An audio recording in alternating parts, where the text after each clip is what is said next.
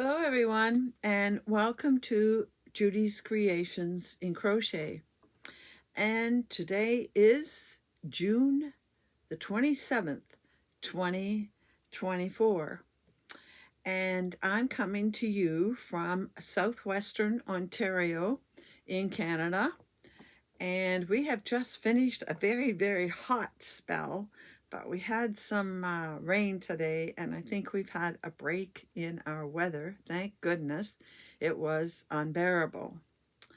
For those of you that are new, I am all about crochet, of course, and I like to talk about finished objects, and I really like to talk about yarn, particularly hand-dyed yarn. As you can see all around me, I have hand-dyed yarn, and I like to talk about where I get it, and I've talked about the properties of some yarns.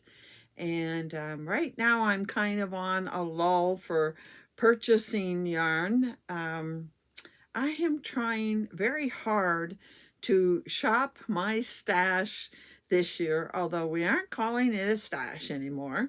According to Diane, I think I like to call it a collection. I am a yarn collector, much like I am a hosta collector. And last week, for those of you that were with me, you saw my hosta collection, and I have since added a couple more to it.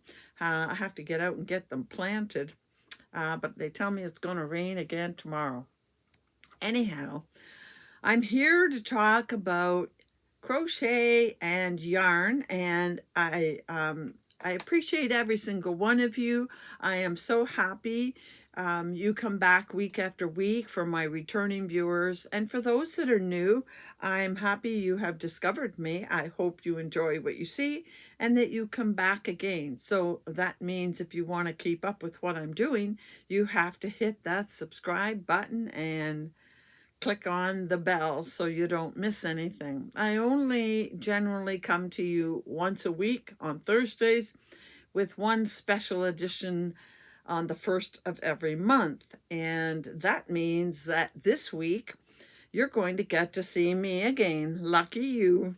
I'll be back on Monday, which is July the 1st, with a slideshow of items made by my viewers. So this is the perfect time to remind you that I need to have your finished items sent to me, and lots of you show them on Instagram, which I'm really happy to see, but I have to have them emailed to me.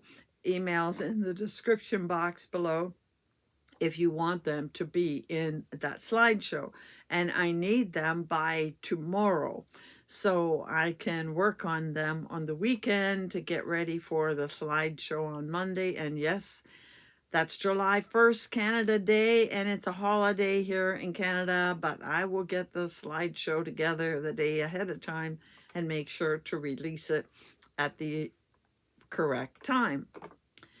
So that's the first thing I want to remind you, is that your pictures are due. And I think there's still quite a few of you out there that have made something and haven't sent me your pictures yet. So this is a friendly reminder. Get your pictures sent to me, because I have quite a few less than usual. So hopefully they're all going to come in well, I'm taping this a few days early, so maybe a few will come in before Thursday gets here.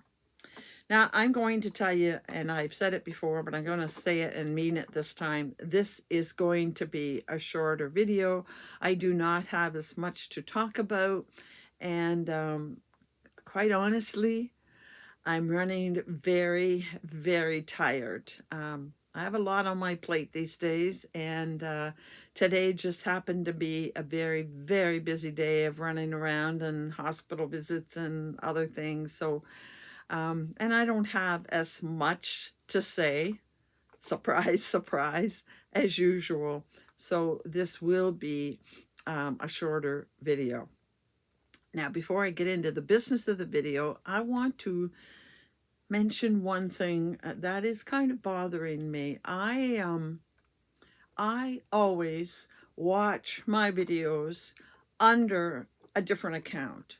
I have a personal YouTube account. I had it for years before I ever started my YouTube channel.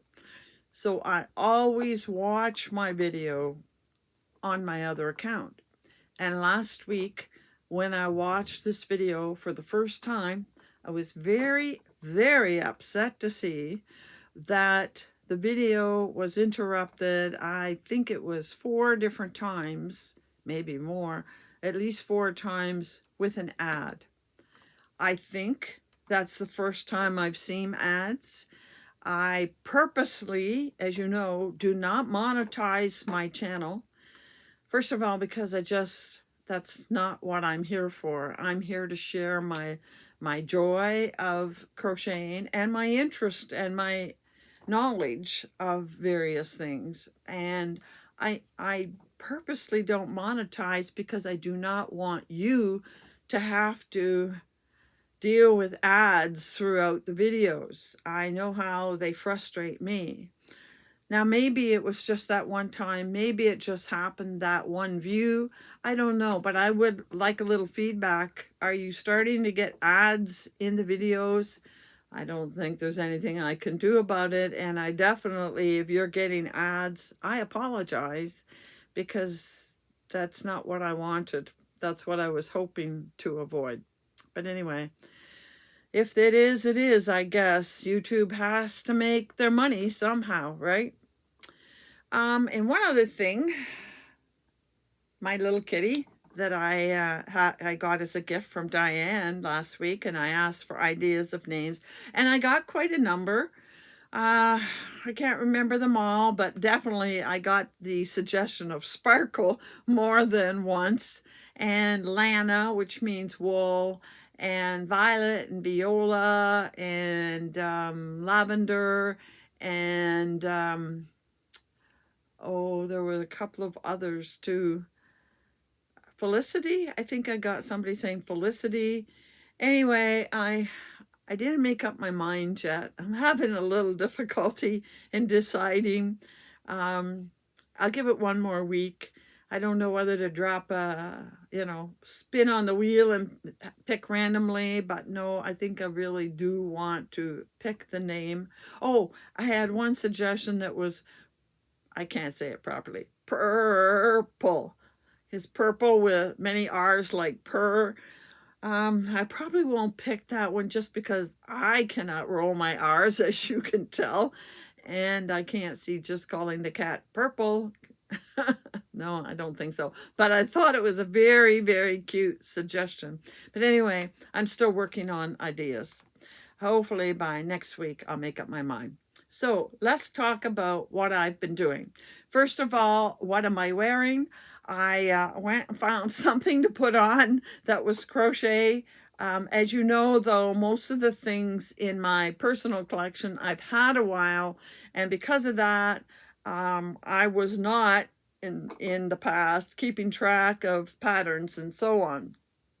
This is one of those one skein patterns. I suspect this might be one of the patterns from Carmen Heffernan. Her and CJ Brady have quite a few one skein patterns, and I really like them. The fabric, again, it says on the, it did still have a tag on it. It said it was merino nylon, but this is softer than most merino nylon. It almost felt like it had cashmere in it. So that makes me think that the yarn is likely from Ravenswood, but I'm sorry, I can't tell you specifically. But if you go check out Carmen Heffernan on Ravelry, or she's called Annie's Crochet Dreams. I think it's Annie's Crochet Dreams. Anyway, she has a blog, and actually if you find Carmen Heffernan on Ravelry, you'll be able to get to her blogs as well, because most of her patterns have a link to a free pattern, not all, but if they have a link to a free pattern, you'll be on our blog. And I suspect that's where this one came from. So I am going to show you one finished item, and it's finished because I need to have it done for the end of the month. And this is my item for the, I'm going to put it up here, the tropical bird of the month. You saw the yarn when I picked it at the first of the month, and here it is finished. One skein is what I had, and this is the pattern 1,000 Kisses by C.J. Brady. And I actually this time made it exactly as the pattern. It starts here at the point. It's sparkle. Can you see sparkle? Probably not. But it starts here at the point, and you get bigger and bigger and bigger. She does what's called a boomerang style, and then at this point she tells you how to decrease. And I did the decrease last time I made this. I just kept going and made it as wide as it would get, and down here to the point, and I'll maybe wear that next week. And that's what I made. I'll show it again on the first of the month on Monday. And I actually had, I showed you this before, I actually had this much left, 19 grams. So this is easily done with one skein. Maybe could have put an extra row in it before decreasing, but I'm playing with hexagons and trying to decide what to do about that. So that's a finished object, which actually got finished the week before this. I didn't get a lot of crochet done this week, but I was working, as you know, on a sweater. It's called the Tuttle sweater. It's a top-down sweater. There's the back, and I've definitely made progress on it. I have finished 2 skeins. See the detailed work up here, and it comes down to just about my waist. I definitely want it longer than that, but I still have 1 skein left over.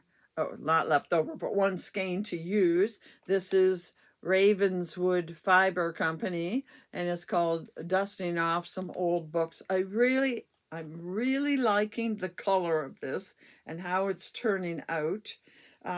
Seems to fit pretty good, but it's got to go over the heavy spot yet. So, but this is yarn that will block out. So when I'm done, I'll just block it out wider, I think.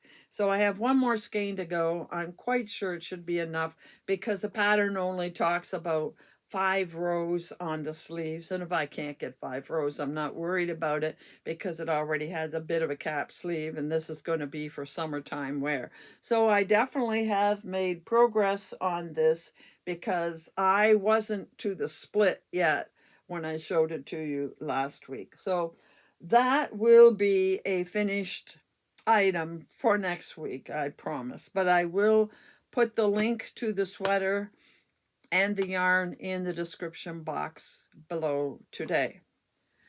And the other thing I've been working on, as I mentioned last week, is I've been working on samples for the tutorial, and the tutorial will come at the end of this video. And I'm not going to show you in detail, but I do have 2 samples without the ends fixed yet. But you will see, did I mention it last week or did I mention it on the tutorial? I had 2 samples done, and they were both the wrong size. One was too big, one was too small. I don't know how that happens, but I found that I have to do a couple rows and measure and double check. Like I measure the chain, but that's not a very good accurate measurement. I measure the first row, and then I do a couple more measure again, because if I got to take it out, I want to do it before I get too far.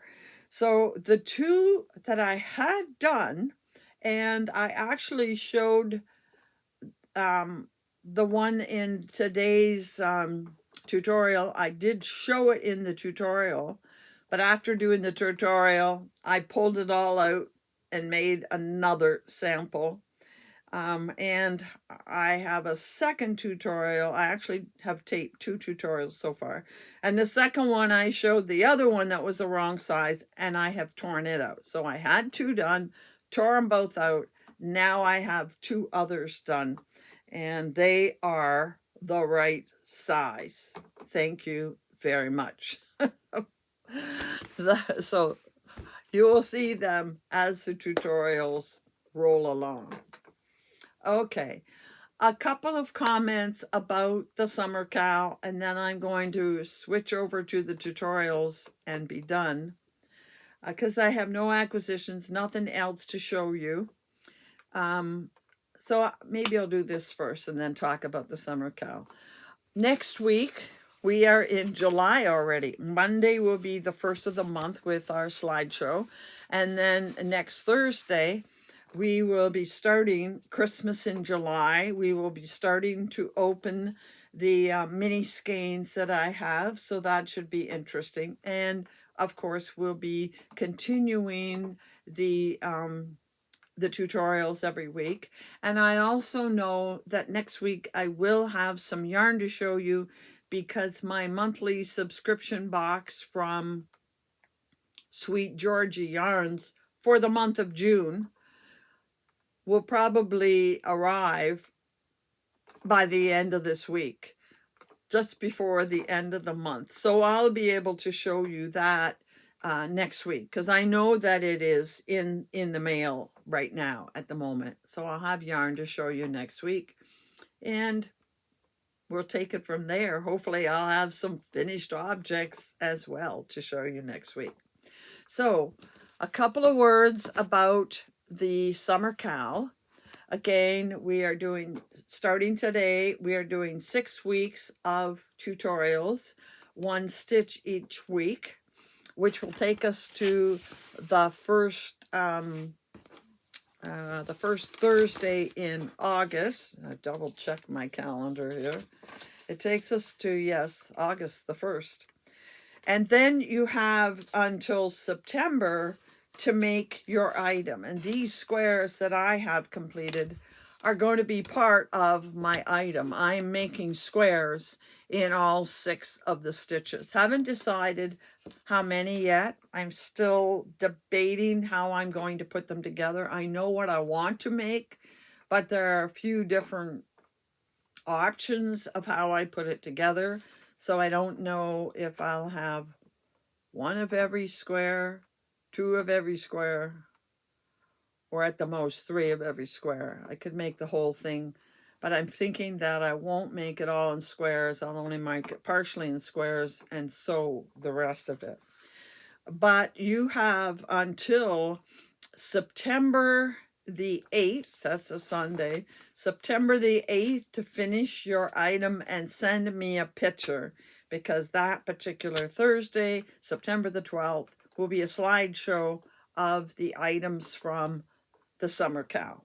So you have quite a bit of time, because you can be working on it as you learn the stitches, and you have all July and all of August until September the 8th. And even if you wait until the last tutorial, which is August the 1st, you still have more than a month to make something and put it all together.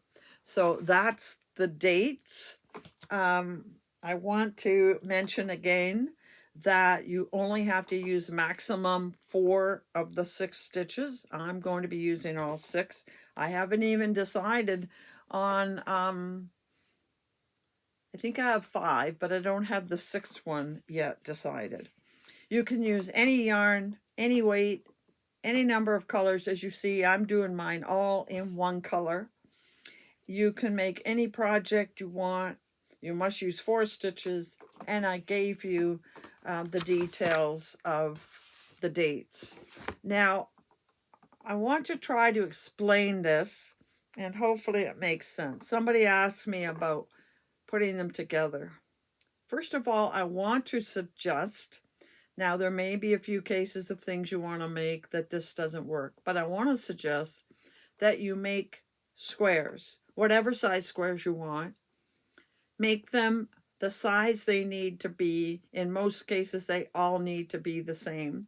They're probably not going to be, even with all my measuring, these are not perfect. But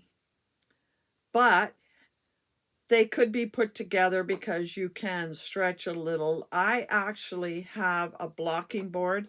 I'm going to make a note. It's out in the hallway. I don't want to run and get it, but I'm going to show you my blocking board. I got one just a month ago. And you could block them all to the same size so that they do go together nice and easy. That's what I suggest you do. Make something with squares.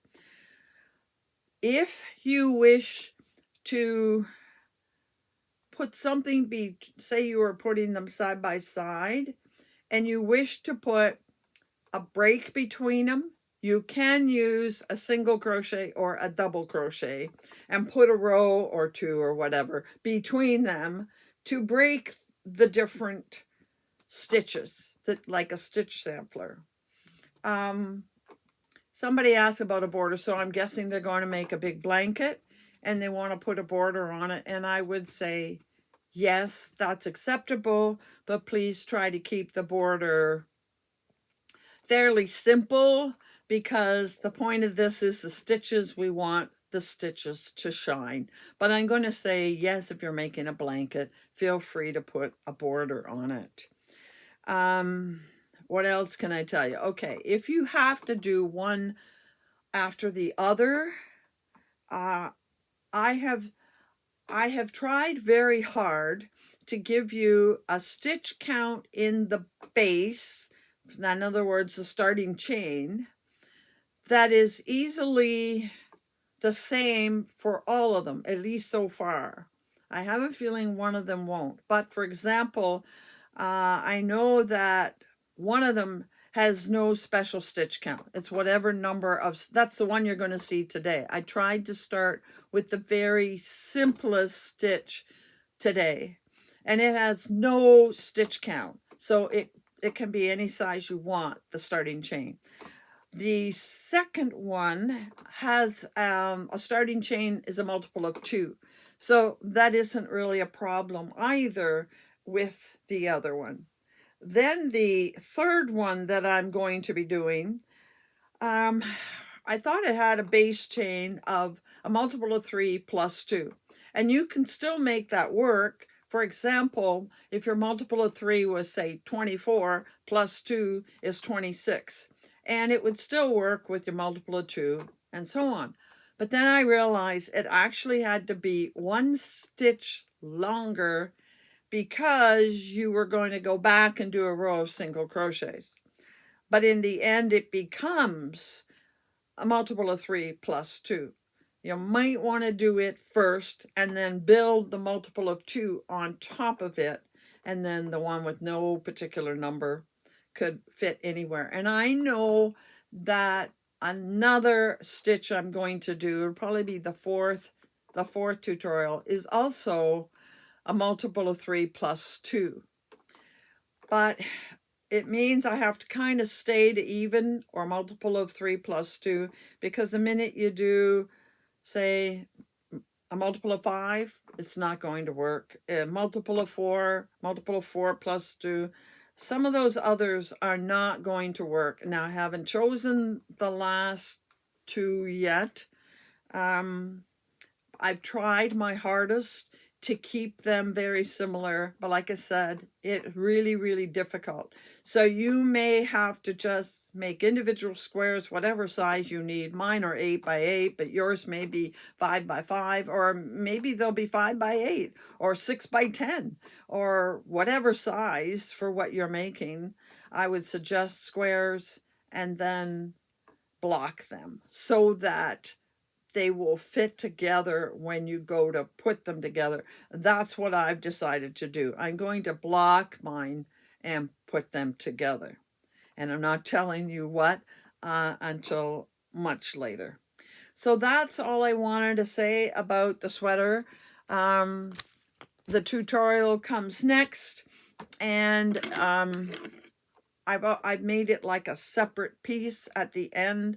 I will do my best to follow the instructions to put a timestamp in the description box so that, I mean, you may watch it now today, but obviously you're going to want to come back to it some other time and need the timestamp, and I hope it works. We'll find out. We'll say more about it next week.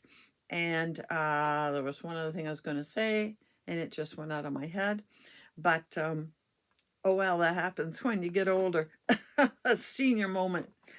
So I hope you do enjoy this cowl, and I hope you find the tutorial easy enough to understand. I don't have a perfect setup, and I'm using my phone on a tripod, and it shakes more than I like, but it's all that I have and the best that I can do. So that's it for this week, and I hope you will be back again next week, and until then, happy hooking. Today we're going to do the herringbone double crochet. There is also a herringbone single crochet and a herringbone half double crochet, but we're going to only do the herringbone double crochet. So you're going to start with a chain. The nice thing about this particular stitch is that you can make a chain of any length. There is no particular multiple needed. So I have made a chain here, and get my hook. I am using some ice cream, which I believe is a number 4, and I am using my Furls hook H, which is a 5.0 millimeter. Now, you're going to start, you probably hold, I hold my hook and my yarn very different than most people. So you do it the way you're used to doing it. But you're going to go into the third hook from the chain. Do not count the one on the hook. You're going to start like you are doing a double crochet. So you're going to wrap it. You're going to go into the chain, grab the yarn and pull it back. You have 3 chains on the hook, and you're right away going to take that first loop. Sorry, I said 3 chains, that's 3 loops on your hook. And you're going to take the first loop, and like a slip stitch, you're going to go through the second one. Now you have 2 loops on your hook, and you're going to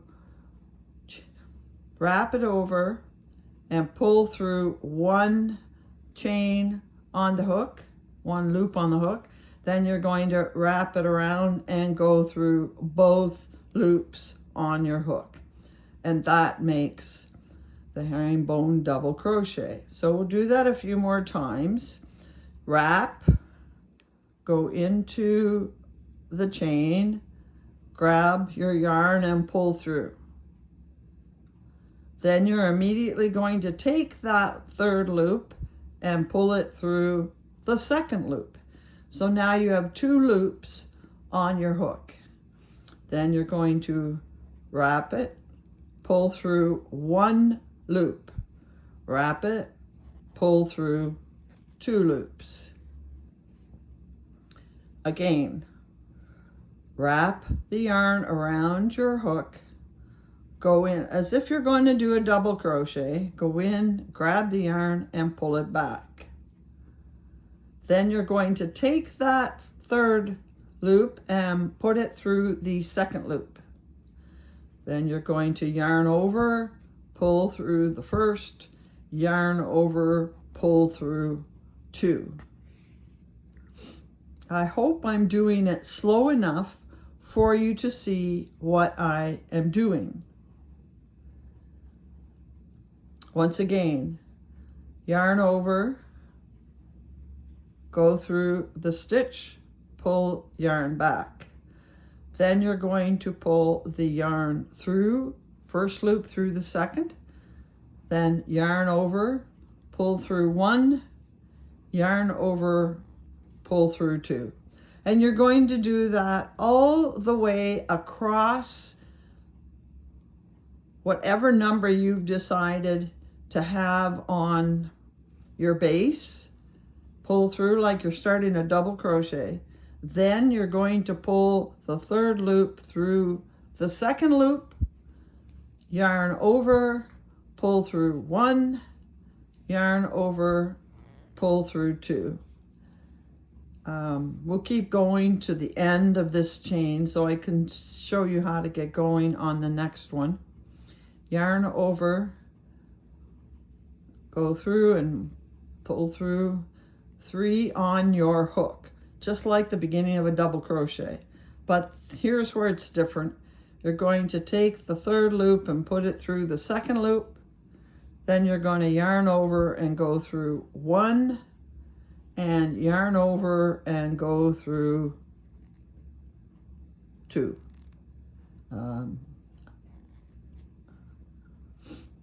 Okay, yarn over, pull up a loop,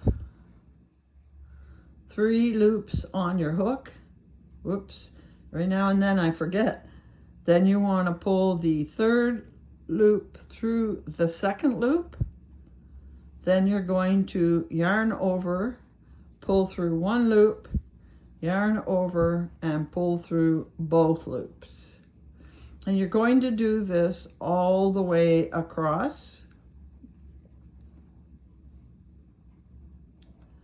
Whatever number you have, excuse me, whatever number you have had to put in your base chain to make it the size that you want it.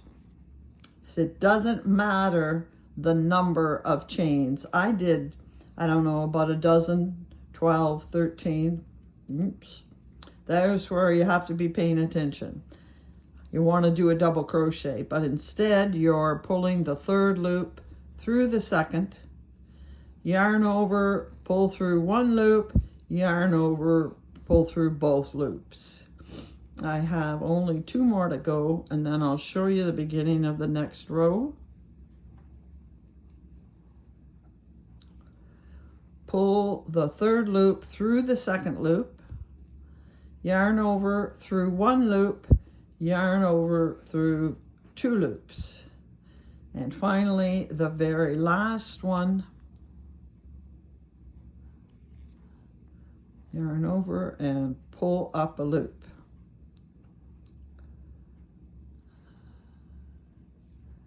Get my tail out of the way there. Pull the third loop through the second loop. You can tell I'm not a professional at tutorials. 2 on the hook, yarn over through 1, and yarn over through both. Okay? And that brings us to the end of the row. You can see that this looks different than singles, half doubles, or even doubles. They tend to lean. They seem to lean because there's so much extra yarn in there. Now, to go to the next row, normally when you have a double crochet, they suggest that you chain 3, but we're only going to chain 2.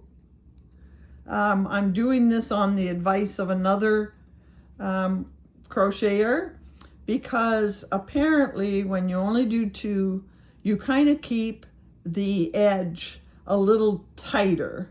If you have 3, it tends to bulge out and it doesn't look as good in your finished work. So there's the first stitch, and this chain is basically your first stitch of the row. So you're going to start your first actual stitch in the second stitch, going through both from the edge. Yarn over, pull up, then pull the second the third through the second. Then you're going to yarn over, pull through 1, yarn over, pull through 2. Yarn over, pull up a stitch in the next stitch. You have 3 on your hook. Whoops, whoops, whoops, whoops. We're not doing doubles. Pull the first, or the third one actually, through the second. Yarn over, pull through 1, yarn over, pull through 2. Just like the previous row, you keep doing that all the way across your work, whatever number it is that you have. After a bit, it becomes rhythmic and you get into a pattern and it goes fairly quickly. I'm moving this a lot. That's just how I crochet. My hands move a fair bit, but you can see that I'm doing the same things over and over. Now I am going to finish this row just because I do want to show you one thing to be in mind of when you get to the end of the row. So you pull that third loop through the second loop, yarn over, pull through 1, yarn over, pull through 2. A few more stitches to do here. 3 on the hook, pull the third through the second, yarn over, pull through 1, yarn over, pull through 2.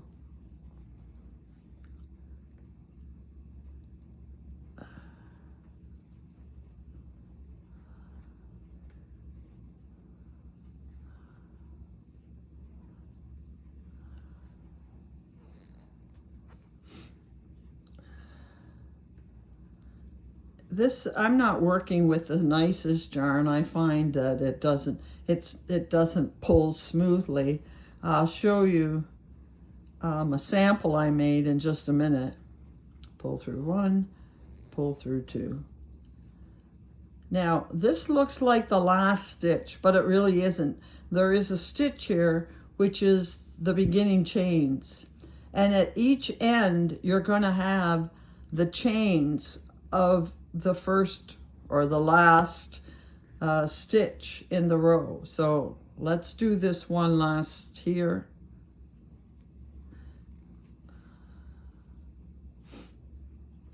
Pull the third one through the second one, yarn over, pull through 1, yarn over, pull through 2. Now this next stitch, I find that this heavy stuff doesn't slide well. Okay.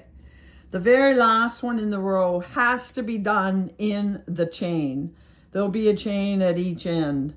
The first stitch was the chain up 2. So you have to get into the chain stitch. So I'm going to tell you, do your chains loosely so you can pull through. There we are. And then it's pull through the second loop, yarn over, pull through 1, and yarn over, pull through 2. And now we have 2 rows done. And if you want to keep the edge straight, you have to continue to go into that chain that you made, the turning chain at the end. So there's 2 rows. It's just a 1 stitch repeat. Every row is the same, remembering to chain 2, turn your work, and continue. And I don't know if you can see how that row is slanting. And this is a pattern that will look the same on both sides once you get a fair bit done. Now, a couple things I want to say about this. It is a very simple pattern repeat. It has no special numbers. It is only 1 single stitch. Every row is the same. And it makes a fairly solid or dense fabric. And that is one reason I kind of like it.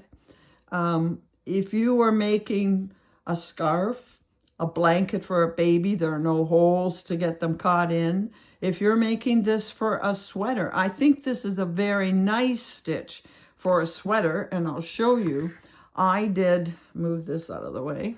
I did a square. I am going to be making squares of all the stitches, and I did this square. We can't get far enough away to see the whole square. Doesn't matter. And this was meant to be 8 by 8. I'm going to make squares that are 8 by 8. It turned out I didn't measure it early enough on, and when I was all done, it was too wide, so I may have to take it out and redo it. There's where I left off. And it isn't a pattern that jumps out at you. The stitch doesn't jump out at you, but what I like is the thickness of the pattern, because if I use this stitch in a sweater, to me, it would make a nice solid fabric. Now, the yarn I've used here, I showed you last week, is a twisted tweed from EFA. So it is a sport weight, little heavier than your usual fingering weight, but not as heavy as this that I was using here. So you can see the difference. This is heavier. The sport weight is a nice weight for a sweater. And what I like is it's solid. So if you did a full sweater in this one stitch, you know you would have a nice solid fabric that you couldn't see through. So that is what I liked about that one. I wanted to start with one of the easiest stitches. Some of the others do have holes and they show up more, I guess, than this one. But I kind of like it. A little different than your usual double crochet all the way across the row. A little more character. So that is our very first stitch, the herringbone double crochet.